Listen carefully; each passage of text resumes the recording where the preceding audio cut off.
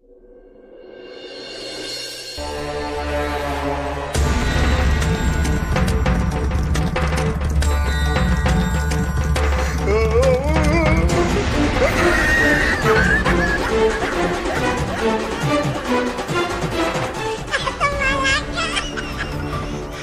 দেখছেন, কি দেখছেন আপনারা স্ক্রিনে বলুন তো? না না না না না, কেউ পেঁয়াজ মনে করে ভুল করবেন না, এটা হলো মিসাইল। পেঁয়াজের মতো রং করে নিয়ে এসেছে মোহাম্মদ ইউনূস। মোহাম্মদ ইউনূস পাকিস্তান থেকে মিসাইল নিয়ে এসেছে, হ্যান্ড মিসাইল। এই মিসাইল দিয়ে আক্রমণ করবে পশ্চিমবঙ্গে। কোথায় কোথায় আজ পৃথিবীর সব মিডিয়াগুলো, নিউজ মিডিয়াগুলো কোথায়? তারা কেন মিন মিন মিন মিন মিন মিন করছে? হ্যাঁ, মোহাম্মদ ইউনূসের বিপক্ষে কেন কথা বলছে না? বাংলার সব নিউজ চ্যানেল কেন মোহাম্মদ ইউনূসের পক্ষে কথা বলছে? আপনারা বলুন, কোথায় তারা মিন মিন মিন মিন মিন মিন করছে কেন? এদিকে বাংলাদেশ উগ্রবাদী সনাতনী প্রধান নিষ্কণ প্রধানকে গ্রেপ্তার করেছে বাংলাদেশ পুলিশ। কেন গ্রেপ্তার করেছে জানেন? কারণ আমরা পশ্চিমবঙ্গের নিউজ চ্যানেলগুলো সব ভুলভাল নিউজ দেখিয়ে বাংলাদেশ আর ভারতের মধ্যে একটা যুদ্ধ বাঁধিয়ে দিচ্ছি। এই কারণে এই নিষ্কণ প্রধানকে। আরে তামুক স্যার, আপনি কি ভুলভাল বকছেন? আরে আপনি তো সব সত্য কথা বলে দিচ্ছেন। স্ক্রিপ্টে কি এই সমস্ত লেখা ছিল? স্ক্রিপ্টে লেখা ছিল বাংলাদেশের ওই সনাতন ধর্মদের যেভাবে পিটাচ্ছে, ঘরে আগুন ধরে দিচ্ছে, এই ধরনের ভুলভাল কথা বলবেন আপনি। আপনি সব সত্য কথা বলে দিচ্ছেন। হারামজাদা, এই তোর কাছ থেকে শুনে কি আমার নিউজ পাঠ করতে হবে? এই আমার নাম কি? ওরে আমার নাম হচ্ছে তামুক রঞ্জন ঘোষ। আমি তামুক ছাড়া কোনো নিউজ বলতে পারি না। সালা নেশা কেটে গেল। আমি বুঝতে পারি। এই আমার কলকি কোথায়? এই যে এই আপনার কলকি খান। যা সালা ওদিক যা। আরে তামুক স্যার, ওদিকে ক্যামেরা ওপেন করা লাইভ চলছে। ওরে ওরে হতভাগা, কেটে দেবো। আমার নেশাটাই করতে দিল না সালা। ধর ধর, বেরো বেরো। কথার মধ্যে শুধু কথা বলে। সুপ্রিয় দর্শক, আপনারা মোহাম্মদ ইউনূসের এই অত্যাচারের বিপক্ষে কথা বলুন। পশ্চিমবঙ্গের সব সনাতনী ধর্মাবলম্বীরা লং মার্চে বেরিয়েছে, বাংলাদেশ ঘেরাও দেবে। আপনারা আর কেউ মিন মিন মিন মিন করবেন না। আপনারা সবাই ঘর থেকে বেরিয়ে পড়ুন, আক্রমণ করুন বাংলাদেশকে শেষ করে দিন আপনারা। যেটু আর সহ্য হচ্ছে না, সব কটাকে মেরে দেবো, টাইম নেবো না। অস্ত্রপাতি যা আছে সব বের করো, যা আবার হয়ে যাবে আজ। আরে বাবারে, হঠাৎ করে ঠাস করে লাফিয়ে উঠে শুরু করে দিলি, কি হয়েছে কি সেটা বলবি তো? জেঠু, তুমি দেখতে পাচ্ছ না টিভিতে কি সংবাদ হচ্ছে? তুমি দেখো না, বাংলাদেশের যত সনাতন ধর্মী আছে সবাইকে মেরে ফেলছে, আগুন দিচ্ছে ঘরে ঘরে। আরো নিউজে কি এসছে দেখো, আমাদের নিষ্কণ প্রধান বালময় প্রভুকে পুলিশ গ্রেপ্তার করেছে। সব ষড়যন্ত্র আর মানা যায় না জেঠু। কি বলছিস?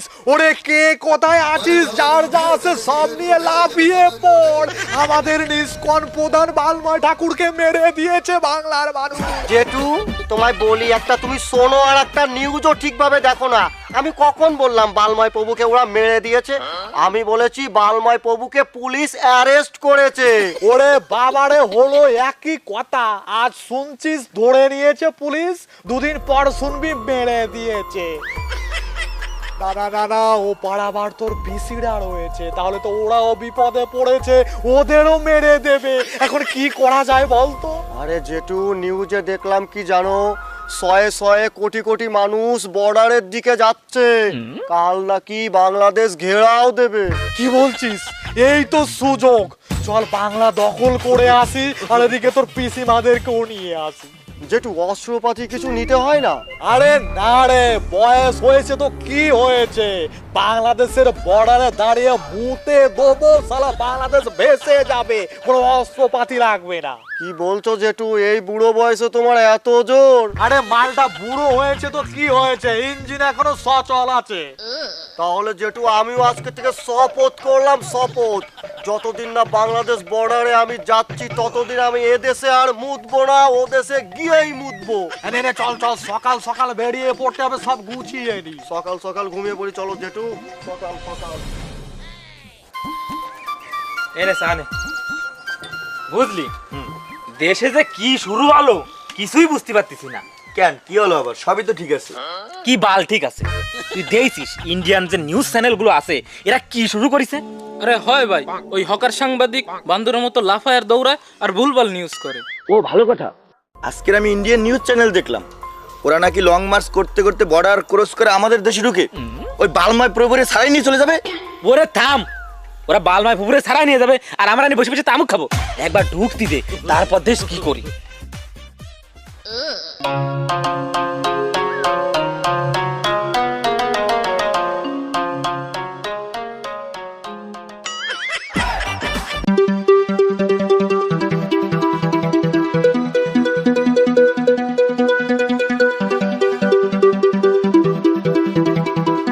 আমি আর পারছি না জেঠু, আমি আর পারছি না। ওরে এজন্যই তো বলি তোদের ছোকরা পোকরাদের মাজায় জোর নেই। ওরে আমাকে দেখ, এই 80 বছর বয়সে দিব্যি হেঁটে যাচ্ছি কোনো সমস্যা ছাড়া। ওরে সমস্যা হবে কি করে? তোমার বিষয় আমার বিষয় তো এক না। 80 বছরে তোমার হাড্ডি পেকে ঝুনো হয়ে গেছে, সব সইতে পারে, কিন্তু আমার তো কচি হাড্ডি, সব সইতে পারে না।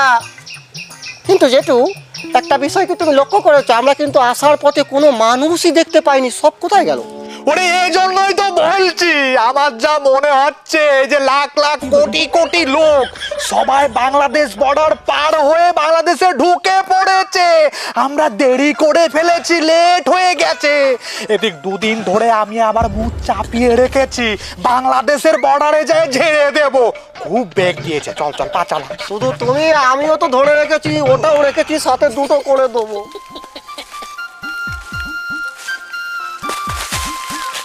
ওরে নগেন, আমাকে নিয়ে যা। ওরে তোমার নাকি 80 বছর, হাড্ডি পেকে গেছে, এখন আমায় ডাকছো কেন? ওরে এখান থেকে উঁচু হয়ে আসতে গেলে একটু প্রেসার লাগে, প্রেসারটা তো আমি দিতে পারি না রে। প্রেসার দিও না, প্রেসার দিও না, ওপারে দিয়ে কিন্তু হিচু করতে হবে। আটকে গেছে, আটকে আর কোথায় আটকালো? আবার হিসুর জায়গায় আটকালো তো। ওরে আবার টেনে ধরেছে রে। চল চল চল।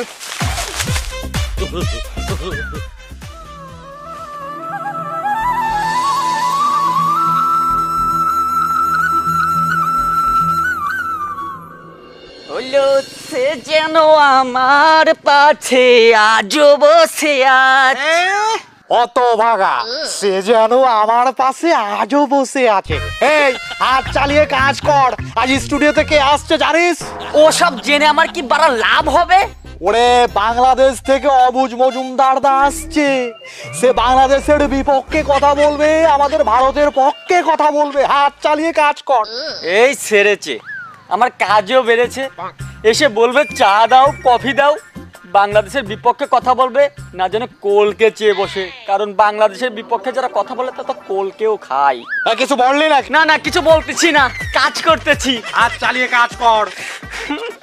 সে যেন আমার পাশে।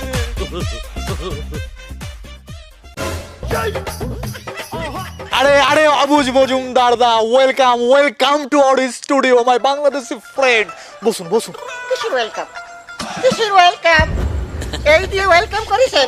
আপনি জানেন বাংলাদেশের সবাই আমার হারপিক মজুমদার করে ডাকেন। আজকে আপনি আমি চলে যাবো। আসলে এটা যে এখানে কে রেখে গেল, নিশ্চয়ই ওই হতভাগাটা। এই সুভাষ, সুভাষ, হতভাগাটা গেল কোথায়? জি স্যার, জি স্যার। এই হতভাগা, তুই এখানে হারপিক রেখে গেছিস কেন? আরে রেখেছে তা কি হয়েছে? মিস্টেক। মিস্টেক হয়েছে। এই তুই জানিস হারপিক মজুমদার দার এই হারপিকে অ্যালার্জি আছে? হারপিক মজুমদার না, আমি অবুজ মজুমদার। আমি চলে যাবো, আমি চলে যাবো। ঠিক আছে, ছড়িয়ে রাখছি। হ্যাঁ সরিয়ে রাখ। এইবার ঠিক আছে, সরাই না রাখি। কোথায় সরাই? কোথায়? আমি চলে যাবো। আমি দাদা, এই হতভাগা, তোকে তোকে এটা নিয়ে যেতে বলেছি, ওখানে সরিয়ে রাখছিস। নিয়ে যা, যত যন্ত্রণা। সব নিয়ে যা, আমি কি করব?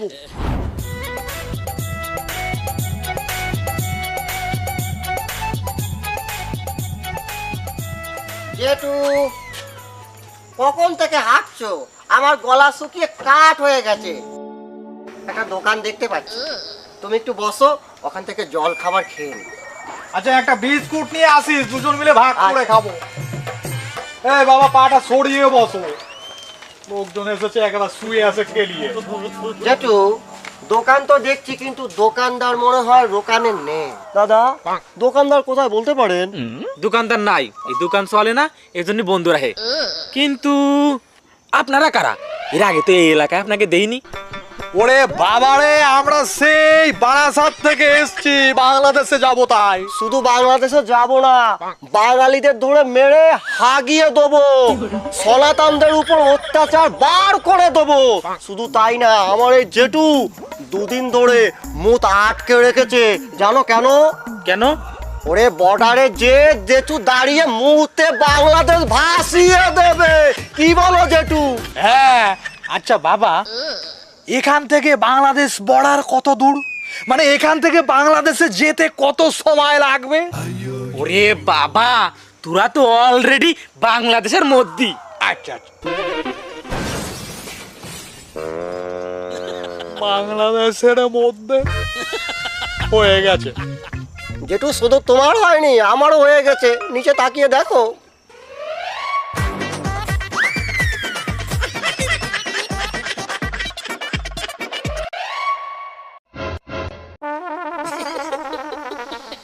আরে নগেন, ধুতি পরেই তো মেরে দিলাম।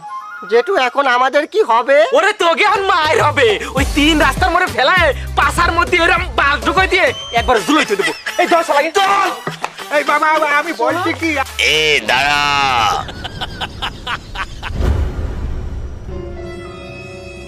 উম্মত পেরেশান।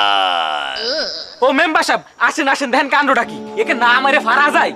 আমি দূরেতে দাঁড়াই সব শুনেছি, তোরা আগে গায়ে হাত দিস নে। গায়ে হাত দেবে মানে ই আর কি নাকি? গায়ে হাত দিয়ে দেখেছো কখনো? আগুন জ্বালিয়ে দেবো, সব সরকার করে দেবো। দেখছেন মেম্বার সাহেব, একে ব্যবহারটা দেখছেন, একে না মেরে ফারা যায়। আরে না না, ওকে গায়ে যদি আমরা হাত দিই, তালি ওগে মধ্যে আর আমাকে মধ্যে তফাৎ থাকলো কি? আরে সালা, তফাৎটা কি থাকলো মানে? তোরা কি করছিস? আমাদের সনাতন ধর্মী লোকদেরকে নির্যাতন করে ঘর বাড়ি পুড়িয়ে বর্ডারের ওপারে ফিকে মেরে আসছিস, আবার লেকচার মারা হচ্ছে বড় বড়। জেঠু কিছু বলছো না কেন তুমি? আরে থামো থামো, মুখে যা আসতেছে তাই তুমি কয়ে যাচ্ছ। এদেরকে ধরে নিয়ে ঠাকুর মশাইয়ের কাছে চল, তালি সব ক্লিয়ার হয়ে যাবে না। উম্মত পেরেশান। এই চল চল। থাকবে না, থাকবে না, বাংলাদেশ নামে কোনো দেশ পৃথিবীতে থাকবে না, হারিয়ে যাবে। মোহাম্মদ ইউনূস কি মনে করেছেন? হ্যাঁ, এই যে এই সমস্ত দাঙ্গা ফ্যাসাদ করে পাকিস্তান থেকে অস্ত্র এনে আপনারা এই পশ্চিমবঙ্গে আক্রমণ করবেন? থাকবে না। সুপ্রিয় দর্শক, আজ আমাদের স্টুডিওতে এসেছেন একজন বাংলাদেশের স্বনামধন্য লোক, হার্পিক মজুমদার দা, অবুজ মজুমদার দা।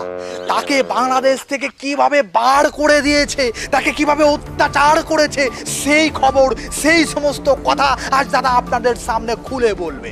দাদা, আপনার দুঃখের কথাগুলো আমাদের মিনমিন মিনমিন মিন দর্শকদের একটু বলুন। আসলে এই কথাগুলো আমি বলতে চাই না, কারণ বাঙালি হিসেবে আমি লজ্জিত।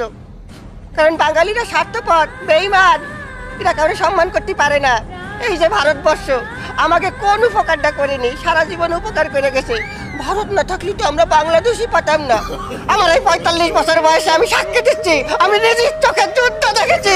আমি দেখেছি কি করে ভারত আমাকে উপকার করেছে। ভারত ছাড়া আমরা কোনোদিন স্বাধীন হতে পারতাম না।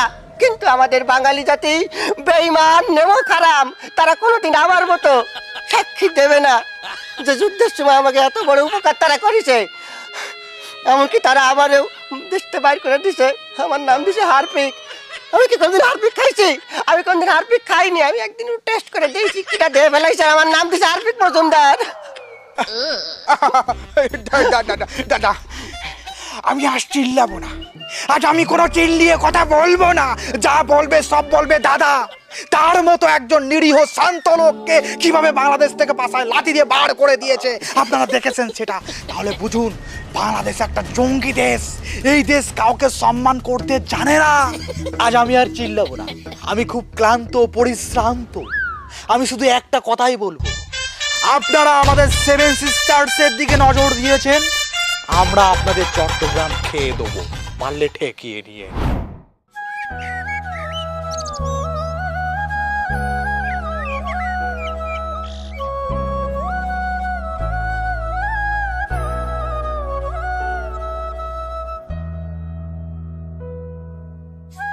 আসসালামু আলাইকুম পুরোহিত মশাই। নমস্কার ইমাম সাহেব। বাড়ির সবাই কেমন আছে? জি ভালো আছে। আপনার বাসার সবাই কেমন আছে? আলহামদুলিল্লাহ ভালো। তাই এই বদ দুপুরবেলা মন্দিরে একা একা কি করতেছেন? সামনে পুজো তো, তাই একটু মন্দিরটা সংস্কার করতেছি। তা ঠিক আছে, দেশের পরিস্থিতি তো তেমন ভালো না, দুষ্টু লোকের তো অভাব নেই, খিড়ে আবার কোয়ান্তে কি করে বসে বলা তো যায় না। ঠিক বলেছেন ইমাম সাহেব, আমরা তো এই দেশের সব ধর্মের লোক মিলেমিশে বসবাস করতে চাই, কিন্তু কিছু অসাধু চক্র আমাদের ভিতরে দাঙ্গা বাঁধানোর জন্যই ব্যস্ত হয়ে পড়েছে। আসসালামু আলাইকুম ইমাম সাহেব। ওয়ালাইকুম আসসালাম। আদাব পণ্ডিত মশাই। মেম্বার সাহেব নমস্কার, কিন্তু এই দল বল নিয়ে আমার মন্দিরের সামনে ঘটনা কি? আসলে কি পণ্ডিত মশাই, আপনার কাছেই আসলাম, একটা সমাধান করে দেন দি। জি জি মেম্বার সাহেব, বলেন কি সমাধান দিতে হবে? তুই ঘটনাটা পণ্ডিত মশাই রে খুলে ক। পণ্ডিত মশাই, এরা দুইজন সেই পশ্চিমবঙ্গতে আইছে আমাকে এই বাংলাদেশে একটা দাঙ্গা সৃষ্টি করতে। এরা বলতে চাচ্ছে আমরা নাকি বাংলাদেশের মধ্যে সংখ্যালঘু মানুষের উপর আক্রমণ করতেছি, বাড়িঘর পুরোয় দিচ্ছি। আমরা আগে এত করে বুঝাইলাম যে না, আমরা বাংলাদেশের মানুষ এসব কিছু করতেছি না, আমরা মিলেমিশে বসবাস করতেছি, তারপর এরা আমাদের কথা শোনে না। এই জন্য পণ্ডিত মশাই আপনার কাছে নিয়ে আসলাম, আপনি একটু এদের বুঝাই বলেন তো। এ ছোকরা তুমি থামো। আমরা নিউজে যে সমস্ত জিনিস দেখছি এটা কি ভুল দেখছি নাকি? হ্যাঁ, বাংলাদেশের সব লোকজনের মন্দির পুড়িয়ে দিচ্ছ তোমরা, ঘর বাড়ি সব একেবারে জ্বালিয়ে পুড়িয়ে ছাড়খাড় করে দিচ্ছ, এসব কি মিথ্যা কথা তাই না? একেবারে মিথ্যা কথা। ওরে কিছু নিউজ আছে পণ্ডিত মশাই, আপনি তো জানেন এই ইন্ডিয়ার কিছু নিউজের জন্য এরা ওই নিউজই আপনার বিশ্বাস করে ফেলাচ্ছে।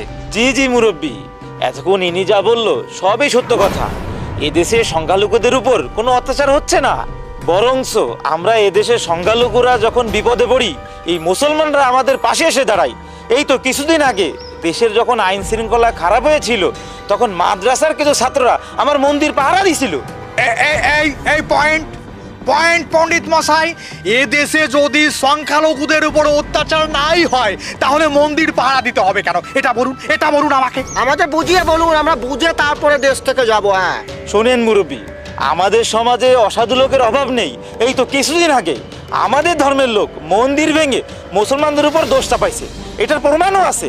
সে না হয় বুঝলাম, কিন্তু আমাদের জবাব দিন, এদেশে নাকি অনেক সংখ্যালঘুদের উপর অত্যাচার নির্যাতন চলছে। ওরে তাদের বাড়িঘর সব পুড়িয়ে বর্ডারে ঘাড় ধাক্কা ধরে ফেলে পাঠিয়ে দিচ্ছে। আমি নিজ চোখে দেখেছি মিডিয়াতে। কি জেঠু, এটা তুমি কি বলবে বলো, এবার বলো। আরে শুনুন দাদা, এরকম ঘটনা আমাদের দেশে কোনো কিছু ঘটেনি, বরং উল্টো আপনাদের দেশের কিছু মিডিয়া মিথ্যা বানোয়ার তথ্য প্রচার করছে। কই, আমরা তো দেশে ভালোই আছি, আমরা তো কোনো অভিযোগ দিইনি, শুধু শুধু আপনারা ওপার বসে লাফাচ্ছেন। শোনেন ভাই, আমরা যদি প্রকৃতপক্ষে আমাদের দেশে সংখ্যালঘুদের উপর অত্যাচারই করতাম তাহলে আপনারা যে বর্ডার ক্রস করে আমাদের এখানে আসছেন এত সময় আপনাদের হাড্ডি মাংস আলাদা করে আবার বর্ডারে পাঠিয়ে দেওয়া হতো, কিন্তু সেটা তো হয়নি। আপনারা তো এখনো এখানে সুস্থভাবেই দাঁড়িয়ে আছেন। এর মানেই বোঝা যায় যে আমাদের দেশের সব ধর্মের মানুষ আমরা মিলেমিশে একসাথে বসবাস করতে চাই। কিন্তু আপনাদেরই দেশের কিছু অসুস্থ মিডিয়া আমাদের দেশ সম্পর্কে প্রোপাগান্ডা ছড়িয়ে আমাদের এই দুই দেশের সুসম্পর্ক নষ্ট করার জন্য উঠে পড়ে লেগেছে।